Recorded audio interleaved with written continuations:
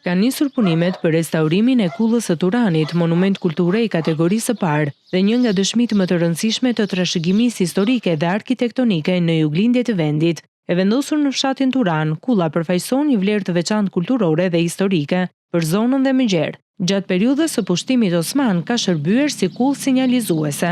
Investimi financohet nga Instituti Kombëtar i Trashëgimisë Kulturore, ndërsa projekti i restaurimit është hartuar në bashkëpunim me Drejtorinë Rajonale të Trashëgimisë Kulturore në Korçë. Sipas drejtores Amanda Cici, restaurimi do të realizohet duke respektuar të gjitha kriteret e konservimit të monumenteve të kulturës, me qëllim ruajtjen e autenticitetit dhe identitetit historik të kullës. Fal investimit të Institutit Kombëtar të Trashëgimisë Kulturore nëpërmjet Ministrisë Turizmit, Kulturës dhe Sportit, ka filluar faza emergjente e punimeve në kullën me vlera unikale. Sapo kanë filluar punimet, është faza e parë e sigurimit të kantierit, vendosja e skelave të jashtme dhe në punëtelimin dhe vendosja e skelave të brendshme, që do të sjellë ndërhyrjen në pjesën më të vështirë dhe konsolidimin e kupolës dhe qermerit të kullës, e cila rrezikon të shembjen.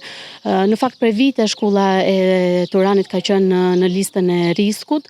Drejtoria Rajonale e Trashëgimisë Kulturore Korçë ka hartuar projektin, i cili po zbatohet në këtë fazë të parë. Kjo ndërhyrje do të sjellë shpëtimin përfundimisht dhe heqjen nga lista e riskut të këtij objekti me vlera shumë të rëndësishme në qarkun e Korçës. Restaurimi i kullës së Turanit konsiderohet një hap i rëndësishëm në mbrojtjen dhe vlerësimin e pasurive kulturore, duke garantuar ruajtjen e një prej objekteve më përfaqësuese të historisë dhe arkitekturës tradicionale të rajonit të Korçës.